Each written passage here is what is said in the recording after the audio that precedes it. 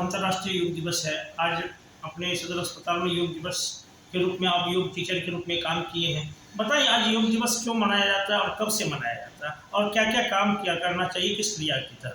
देखिए, जब योग के बारे में बात करते हैं तो 2014 में प्रधानमंत्री मोदी जी ने जब से इसकी शुरुआत की, यूनेस्को की बैठक में प्रधानमंत्री जी का यह आह्वान कि अंतर्राष्ट्रीय योग दिवस का आयोजन किया जाए और 2015 से लेकर के 2023 तक अभी हम जो ये अंतर्राष्ट्रीय योग दिवस आज मना रहे हैं, इस वर्ष का जो थीम है वो है वासुदेव कुटुंबकम। इसका अर्थात कि यह पृथ्वी पूरा एक परिवार है और जिस प्रकार हम अपने परिवार की सुरक्षा की बात करते हैं, उनके भोजन की बात करते हैं, तो as a doctor, as a microbiologist हमारी रिस्पॉन्सिबिलिटी बनती है कि समाज के हर एक वर्ग के लोगों को कैसे स्वस्थ रहे। यह योग न ही जाति से, न ही धर्म से, न ही संप्रदाय से, ये सबके लिए जरूरी है। जिस प्रकार हमारे शरीर के लिए भोजन जरूरी है, उसी प्रकार हमारे शरीर के लिए प्राणायाम और योग जरूरी है। आज जैसा आपने बताया कि आज हमने योग के बारे में सदर अस्पताल सुपौल के अंतर्गत सदर अस्पताल में साथ पैरामेडिकल इंस्टीट्यूट में आज ने मैं बच्चों के बीच और साथ स्वास्थ्यकर्मी के बीच योगाभ्यास कराया। इसमें मुख्य रूप से 5 प्राणायाम के बारे में हमने उल्लेख किया और साथ सूक्ष्म व्यायाम भी करके दिखाया भी और साथ सभी स्वास्थ्यकर्मी ने इसमें अपना योगाभ्यास किया।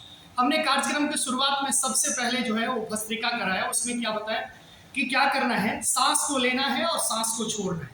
जो रोगी हैं, जो मरीज हैं, उनको धीरे से करना है और जो यंग युवा है वो स्पीड से भी कर सकते हैं। सांस को लेना है, सांस को छोड़ना है।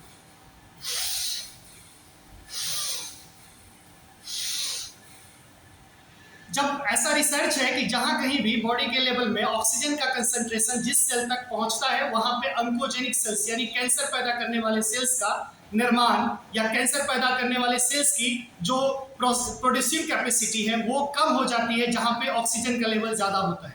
तो जैसा हमें पता है कि कार्बन, नाइट्रोजन, ऑक्सीजन सब है वातावरण के अंदर, तो हमारे बॉडी के अंदर, लंग्स के अंदर जब ऑक्सीजन पहुंचता है और वो ब्लड में जब पहुंचता है तो इस प्राणायाम के माध्यम से ज्यादा मात्रा में ऑक्सीजन हमारे सेल्स तक पहुंचता है। इसलिए प्राणायाम और योग करना जरूरी है। तो हम शुरुआत में बताए, सबसे पहला भस्त्रिका, सांस को लेना है, सांस को छोड़ना है।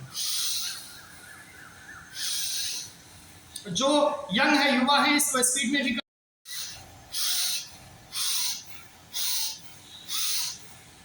उसके बाद दूसरे नंबर का जो प्राणायाम हमने चर्चा किया वो क्या है, वो प्राणायाम है कपालभाति।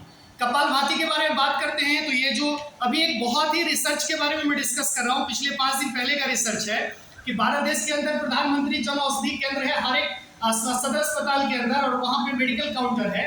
तो रिसर्च किया गया कौन सा ऐसा मेडिसिन है जो सबसे ज्यादा सेल हुआ, तो रिसर्च में पाया गया एंटासिड यानी एसिड की जो दवा है, जो एसिडिटी की दवा है, उसका सेलिंग सबसे ज्यादा है। लेकिन अगर लोग ब्रेकफास्ट को, नाश्ता को समय से करें और अपने जीवन में प्राणायाम करें, प्राणायाम में खास करके ये जो अभी मैं बता रहा हूँ कपालभाति करें, तो निश्चित रूप से वो इस तरीके का जो एब्डोमिनल डिसऑर्डर है, जो पेट संबंधित समस्या है या जो रिप्रोडक्टिव डिसऑर्डर है, इसको कंट्रोल किया जा सकता है। इसको कम से कम 5 से लेकर के 15 मिनट 30 मिनट तक भी कपालभाति किया जा सकता है।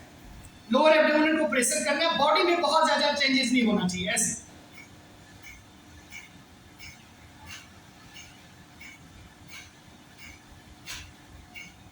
जो युवा है वो स्पीड में कर सकते हैं।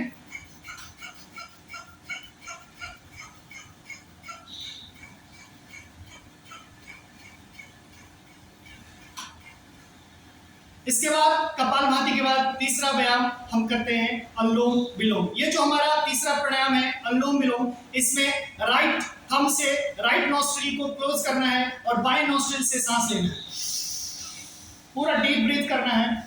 उसके बाद फिर लेफ्ट नॉस्ट्रिल को क्लोज करना है, सांस को रिलीज करना है और फिर राइट से सांस लेना है।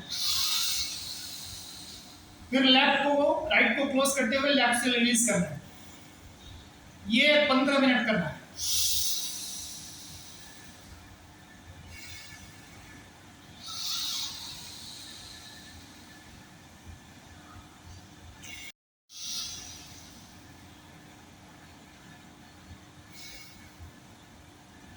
ये अनुलोम विलोम प्राणायाम, ये कपालभाति प्राणायाम और ये भस्त्रिका जिसके बारे में हमने चर्चा किया, इसी बीच में कुछ सूक्ष्म व्यायाम को कंटिन्यू में करते रहना है।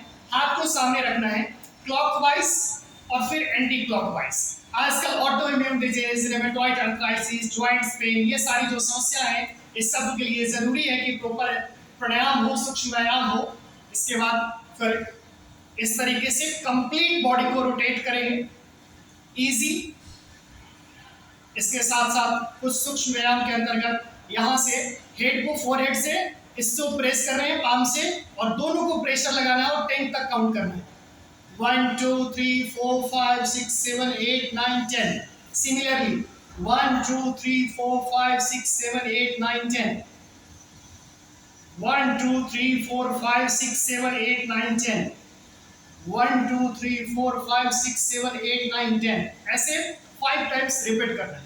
फिर उसके बाद इजी, एकदम इजी। देखेंगे आजकल मरीजों को समस्या है सर्वाइकल स्पॉन्डिलाइसिस का, इस सब चीजों से बचना करना चाहिए। नियमित आप व्यायाम करेंगे तो इस सब चीजों से आप बच पाएंगे। इसके साथ साथ सेम हमने क्लॉकवाइज किया, फिर एंटी क्लॉकवाइज करना। जैसा हमने बताया कि सबसे पहले हमने भस्त्रिका से शुरू किया, फिर मैंने आपको कपालभाति के बारे में उल्लेख किया, और साथ साथ मैंने आपको अनुलोम विलोम के साथ साथ कुछ बीच में सूक्ष्म व्यायाम का भी चर्चा की। अभी जो हम बात कर रहे हैं वो चौथे नंबर का प्राणायाम है, और इस करने से आजकल लोग माइग्रेन की बीमारी से, लगातार लोग सिर दर्द की बीमारी से पीड़ित हैं। तो इसको करने के लिए हम भ्रामरी कर रहे हैं। यहाँ से हम यहाँ पे टच के पास से, और इसको हल्का प्रेस करना है, हाथ को यहाँ रखना है और उनका शब्द का उच्चारण करना है।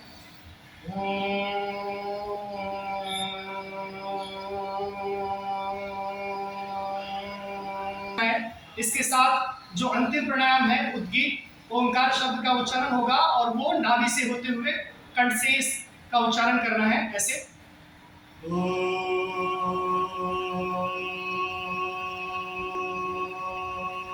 को रब करना है। उसके बाद जब हीट जनरेट हो जाए ऐसे टच करते हुए, और फिर अपने आप को अपने जीवन में, दैनिक जीवन में इसको शामिल करते हैं, तो निश्चित रूप से आपका स्वास्थ्य बेहतर होगा। आप डॉक्टर से दूर रह पाएंगे, अपने स्वास्थ्य, अपने समाज को बेहतर कर पाएंगे।